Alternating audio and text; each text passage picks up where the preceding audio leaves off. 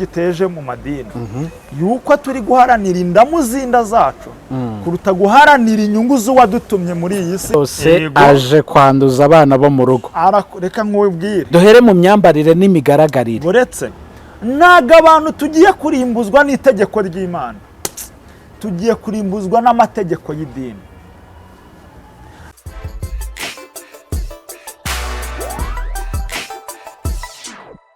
Gitwa Jerry, dukomeje gushimira Imana ikidutije kubaho, igiturinze.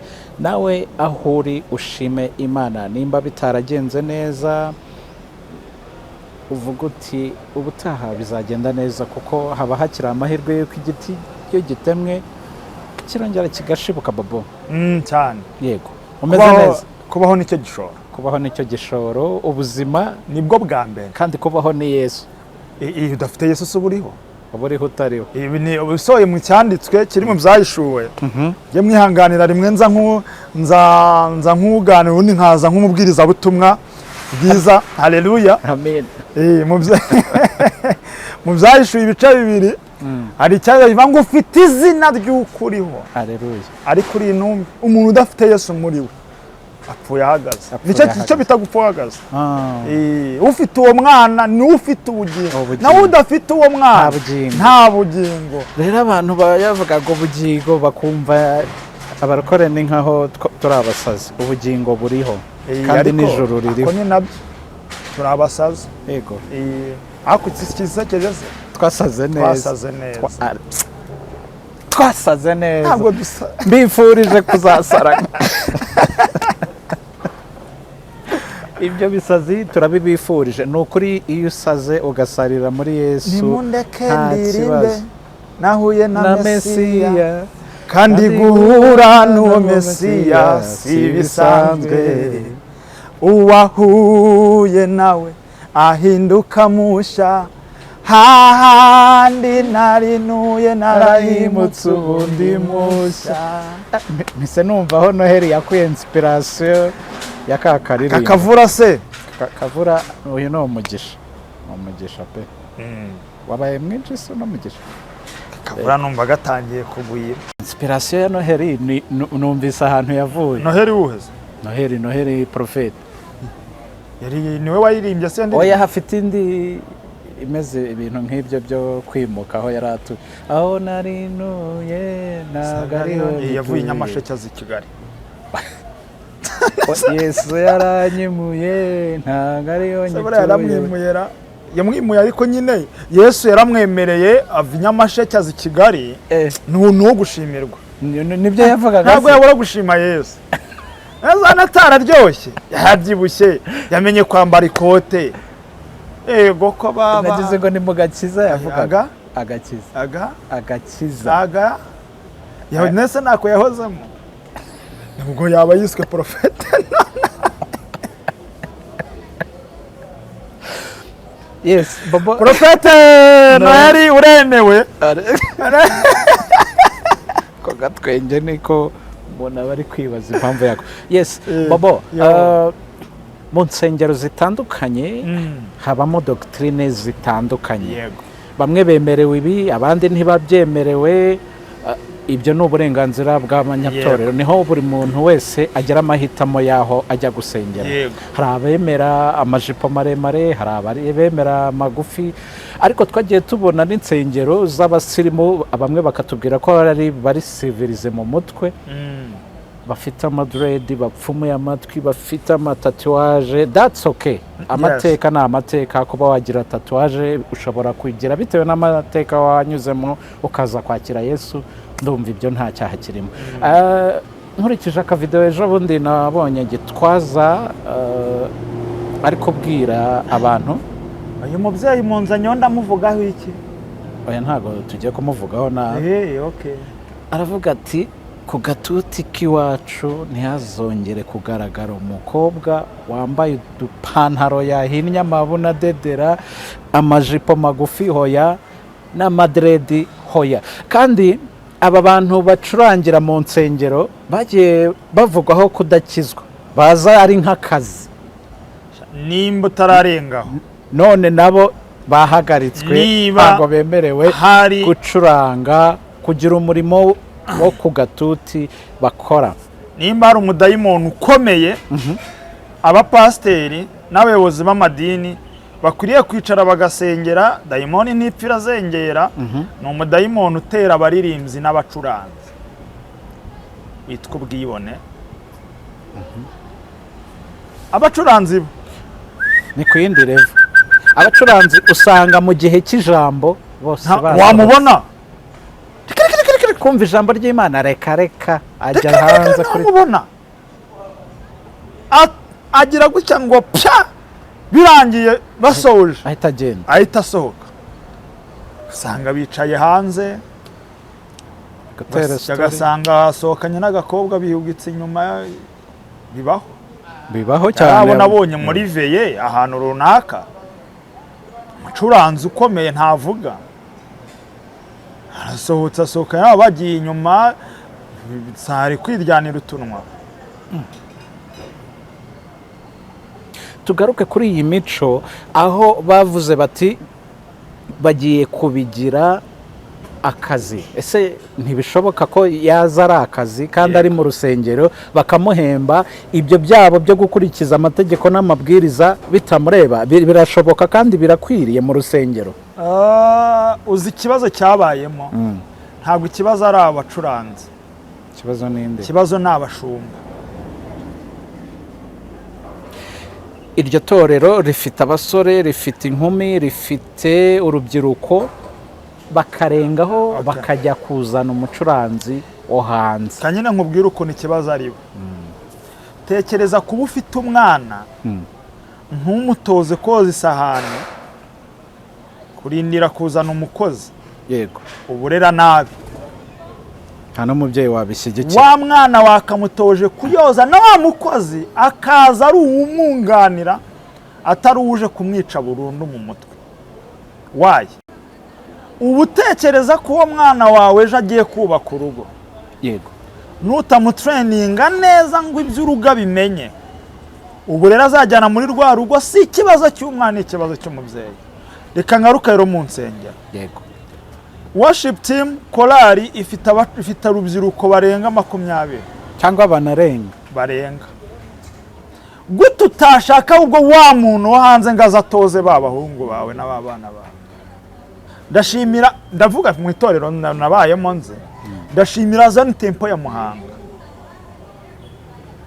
Abanyamuhanga banyumva ntago batoje gushaka abacuranzi bishyura, bagerageje gushaka abana bo muri rwa rusengero bakijijwe babaramye banacuranga.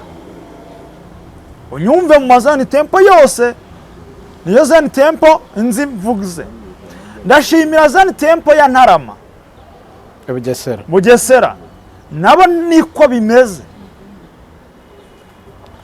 Uzi ikintu birinda kajagari muri ya matorero. Kubera iki?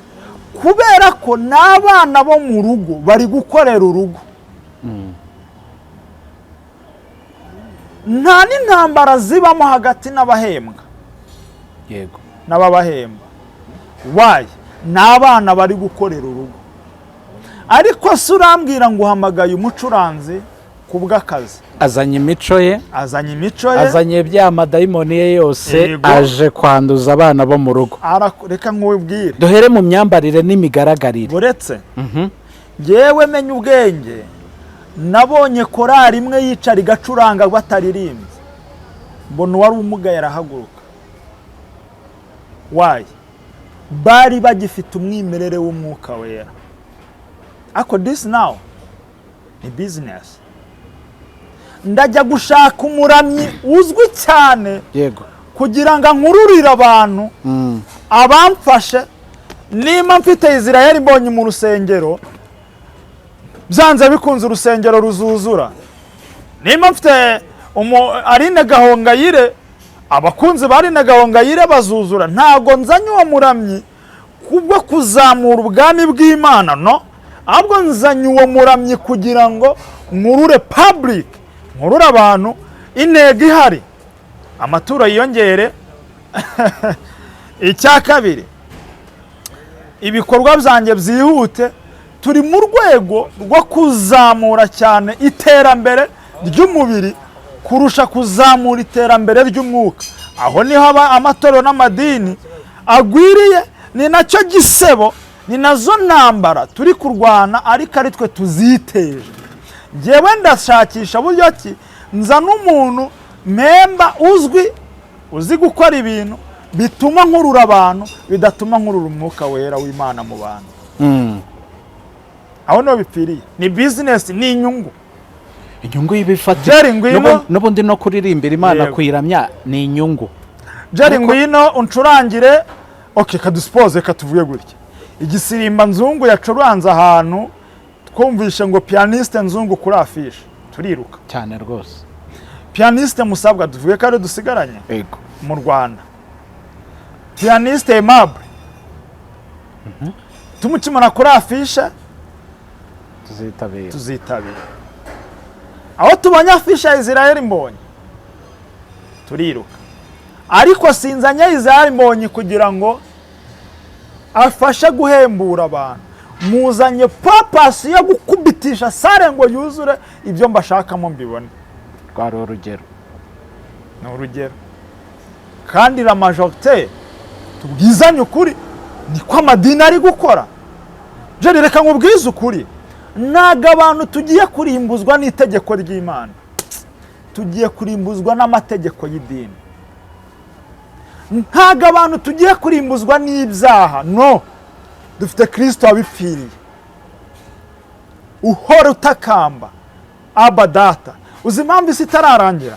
Ubundi kuri kalendari y'Imana isi yararangiye. Inyongeza turimo ni iya Yesu. Iyo agiye kurimba, yabyutse azinutse avuga ngiye kurimba, none Imana avuga ngo ndarimbuye. Yesu arahaguruka ati tonde wibuke ko nagiye udahari. Ya misumari se wayitewe, itonde na bobo yakizwa ariko muhige. Nicyo kintu tubeshejeho. None muri iyi nyongezo ntabwo tukiri mu itegeko ry'Imana ngo ritwice. No, itegeko ry'idini bitewe n'inda mudushaka. Inda y'abanyamadini nigiye kutwica. Mumbabarire. Idini uyu mwanya risha abantu. Mu idini niho harimo amashyari. Abanyamadini babuze gusambanya. Kiratunguwe no kubona idini niryo ryuzuyemo ibintu utamenya. Abo mapasitoro ntibahuza. Reka mvuga kuri iki kintu nitangeho urugero. Yego. Jeri ngiye kubwaye ntago nakomeretse kubera mariage yanjye yahagaze. Ntago byankomerekeje. Wayi. Nabifashe nk'ubuhamya Imana inyongereye. Nzabwira abantu. Nakomerekejwe n'idini. Ugasanga umushumba wakakubaye hafi ngakomora kuganirize. Yego. Niwe ntandaro yo kugira ngo agusenye mu byaguhuye nabyo. Ugasanga umushumba ariteretse aravuze ngo ni gute bobo koko biriya bintu atabikoze. Yego. Why not? Ese byari bikwiriye? Idini niyo ritwisha kurusha icyaha. Ibyaha turi gukora turi kubitezwa n'abayobozi b'amadini. Kubera iki? Ni gute umwana uzi impamvu turi kubitezwa n'amadini? Turi gushyira imbere, turi guha ijambo abafite icyo bafite. Ako banyakwipfira ntacyo mwavugana.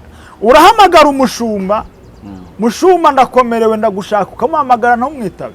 Ariko muhamagara azi kutanga icya 10 gishyitse, urebe ko umubura. Ariko reka mbibutse, ntago Yesu yaziye abakire, ahubwo burya ngiye nshinze idini. Ni Yesu nyine wumva ari mushumba se. Mushumba we yaziye abifite. Sawa. Tugere dute. Ngicyo rero imva n'imvano y'intambara ziri mu madini si ukubera ibyaha, ni ukubera inda n'indamo dukeneye muri twivugire kuri ya makwafe kuri za drede kuri ya myambarire y'urubyiruko cyane cyane babandi bahagarara ku ruhimbi baramya Imana. ubundi mbaye uburenganzira nafata inkoni. Uziribuka Yesu ageze mu rusengero bahinduye isoko, niko nabigenza kandi nakubita mpereye ku bashumba b'imbere. Hari imbyino nsigaye mbona nkabitekerezaho, buriya sinjya mpfa gukurikira cyangwa ngo mbona abandi babyina mbyine nta mpamvu kuko bo babyinnye. Kuramya Imana bimperamo muri njyewe, nkayiramya nkanahimbaza bitewe. Hari imbyino nabonye isigaye imeze gutya, wenda nuko wowe uri hakira. Okay, ntabwo imbyino aricyo kibazo, mivuge gutya. Urumva bavandimwe batananyumva nabi, murabizi turi inshuti. Ntabwo imbyino aricyo kibazo, unyumve Jerry.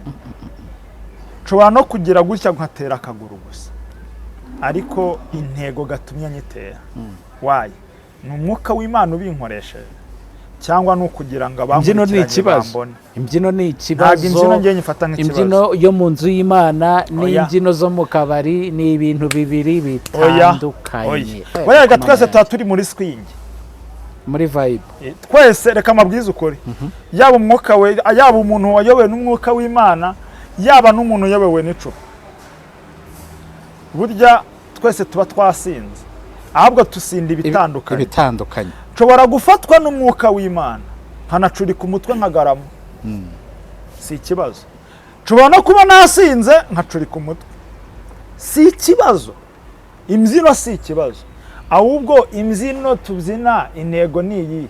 Icyambere, mfite umukobwa muri Canada, muri Amerika, mu kiraka uzi ko namenya amakuru.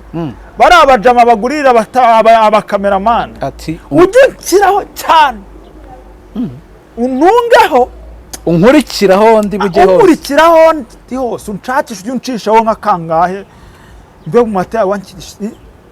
Mfite umuntu kandi nibicamo gahoro.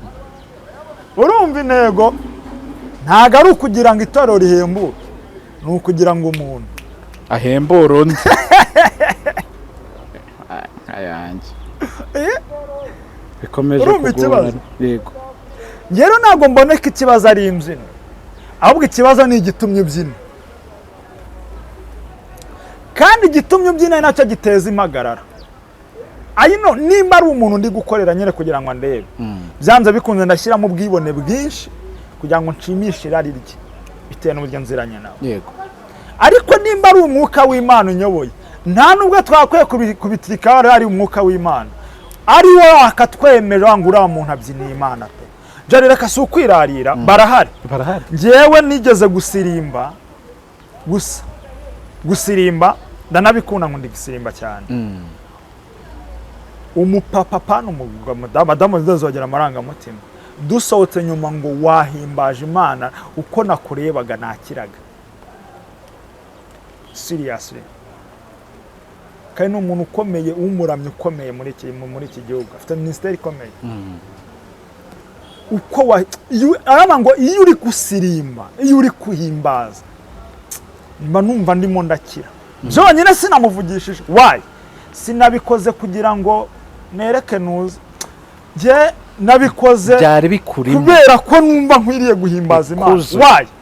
Nano umuntu bihera mu buryo uziranyemo n'Imana. Ngiye guhimbaza Imana bwa mbere, mera nka Dawidi ngo yibutse isanduku y'Uwiteka igarutse, arabyina. Nanjye iyo nibutse Imana yamvanye mu rupfu, atumwitera banze unyumva. Iyo nibutse Imana yamvanye muri uru rupfu, urumva, nkibuka Imana yandokoye we imuvuntwaye mu kiraro sha, ku Mana warakoze. Nkibuka Imana yangiye yandeze kuva mu buto ntari mu biganza by'ababyeyi, bituma ntambira Imana, nkayitambira ntatekere, nta nubwo nibuke ko hari abantu ndi kumwe nabo, nyitambira nzi ko ari Imana ndi kubyinira. None wa muntu ko ari umwuka w'Imana ukagira impact mu bantu. Yego. Ikibazo rero giteje mu madini yuko turi guharanira indamuzinda zacu kuruta guharanira inyungu z'uwadutumye muri iyi si n'uwaduhamagaye. Urumva niho intambara n'amashyari arimo arakomoka. Ububyina ndabyina kugira ngo nereke nuza, ubwiriza cyane ndabwiriza kugira ngo nze kubona ibyo navuganye nabo, kandi mu giterane ndajya kurobanura uzi kwitangisha cyane, uzi kuvuga koko. Njyewe buriya ku magambo ya Dr. Paul Dr. Apotre Gitwaza, yego, nagezemo urujijo mu rusengero no ku gatuti. Imikirizwe ibigomba kuba itareshya. Yego. Oya, ntago ari imikirizwe, imyitwarire ntago igomba kureshya. Ni ukuvuga ngo nimba ngomba kwambara mini mu iteraniro ariko ku ruhimbi si nyambare. Uzi impamvu? Ngomba kugira dread mu materaniro ku ruhimbi singi haje. Yego. Kandi akubwira impamvu. Ihema ry'ibonaniro ryagiraga ibice bigera muri bingahe. Habaga hari mu mbuga ariho habaga hari igikarabiro, bakarabaga bagimereye ko binjira mu ihema, ari ryo baraza, habaga igikarabiro. Abafite dread bivuze ngo ni hahandi abarokore bigeze unyumve, bigeze kugira byo mbere kujya mu iteraniro hari umudiyakoni uri ku muryango akatura. Biracyabaho, bigeze kugira n'ababikora bigeze. Impamvu byacitse ndamwaturira nkabisanga mu rugo ko yaciye umugore inyuma yabinyibwiriye, yaraye asambanye mu cyumba nimero runaka n'ikimenyimenyi isaha y'ingo we watuye kugira ngo ukire. byigeze kubaho. Twinjire tugera ahera. Ahera habagaho itabaza. Ahera ni hahandi mu bakristo mu kibaya muri tureba imbere. Hakaba ahera ariho hahandi umwenda rukingije rero watabutsemo dusigaye tugereyo niko gatuti ku ruhimbi. Nirwo ruhimbi. Hari ahageraga y'umutambyi ubundi gusa. Yego. Nawe nabwo rimwe mu mwaka. Rero buriya hariya nawe nkumenyeshe ko abantu benshi mu mwuka barapfuye. Iyo wageraga mu ahera ufite ibyaha wagwagayo, babazirikaga iki? Babazirikaga umugozi muremure n'inzogera ku maguru kugira ngo niba marayo umwanya utaragaruka bakurura intumbi. Ntawe ujyayo arakurura. Arakurura. Gerayo upfe. Buriya abantu benshi ku ruhimbi ni intumbi. Uzi ikintu cyatwishe? Ubuntu bwaratwangije. Nimba hari ahantu nubaha ngiye Bobo ni harya hejuru, sinshobora kujyayo numva umutima wanjye utameze neza, kuko hariya nahera twaha uburenganzira bwo kwinjirayo, ariko twitwaza ubuntu. None se ni hariya nk'uko hameze cyangwa ni mu mutima sinzi? Okay, hariya ni inyubako. Yego. Ishushanya. Yego. Ariko hakomeye, no mama nyine ahakomeye urusengero ahera dukwiye kwitaho cyane no mu mutima. Ariko nanone acte prophétique cyangwa ibikorwa by'ubuhanuzi ntabwo iriya nzu nayo yo gusuzugurwa kuko itandukanye n'akabari. Noneho bariya bafite ibyo bikorwa byose Paul yavuze Dr. barakumiriwe. Reka nkusomere icyanditswe, niyo nta kizanda ko ndakizi. Ni mu gutegeka kwa kabiri kubara avuga ngo nucukura urwobo rwagenewe kujyamo amazi, urwo rwobo nturupfundikire uragwamo. Inka cyangwa indogobe y'umuturanyi nuko havuga ikagwamo uyirihe. Uzi si we wayigushijemo ariko warucukuye ntiwarupfundikira. Uzi icyo bishatse kuvuga? Ufite imiterere myiza utihaye, nta ruhare wagiyemo. Nta ruhare wagiye ni wagize. Abantu basigaye babigeramo uruhare mu miterere. Nyine ariko ufite imiterere myiza utihaye. Ariko uducukuriye urwobo rwo kuyambarira ubusa. wibuke ko ngewe uri mu rusengero Bobo ntacyo fana n'umubiri, umubiri uhaye ibyawe. Nusanga ntarakura mu gakiza ngo mbashe kuba narisha umubiri, nyine umubiri uhaye ibyawe, ucukuriye urwobo, ijisho rarigaburira pe n'ibitekerezo bihe. Reka mbivuge ko twari abantu bava mu rusengero bisoreje ibyo bisoreza, abantu bafite mu mutwe horoshye. Erega wibuke mu rusengero ntabwo hajyamo abakristo gusa, hajyamo n'uwaraye mu kabari agiye kuri relaxing. Agiye kuri ari n'ujya agiye kuri relaxing, numva nta kintu mfite cyo gukoreka nigendere. Nugiye kwiba indangara, harajyayo ibisambo, hajyayo indaya, hajyayo abasinzi, hari hose yinjira buri wese. Niba bamubwira ngo hejuru hatandukanye no hasi, ntabwo hajya muri korari bazi kuri indaya, ntabwo hajya kuyobora amateraniro bazi ko uri byanze bikunze harajyayo intoranwa zizewe. None za ntoranwa nizo zagarutse ziducukurira iki? Urwobo. Abagifite intege nkeya turi kugwamo, kandi biba ngo ugusha umunyantege nkeya azavunagurika.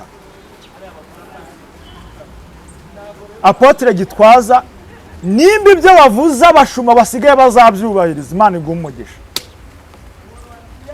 What is happened?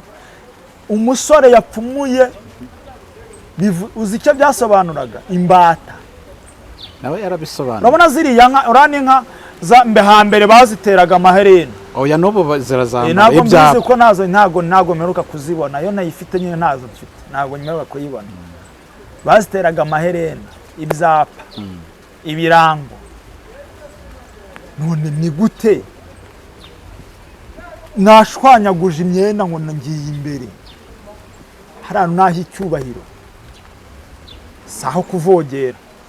Ahubwo nibaza kubaje kuki abantu bose twarasaze, kaniza barize uriya mugabo uri gukora kuri Zaburi damesho ninga. Ese kuki abona iby'ukuri byose akabibona mu rugo? Theo yatuye agiye gupfa, Apotre Gitwaza atanze umurongo muzima agiye gupfa. Umuntu ugiye gupfa ni ukora ibyiza gusa.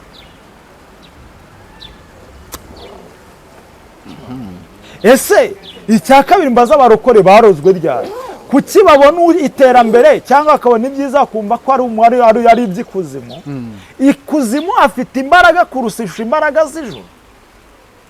Duhindura imyumvire.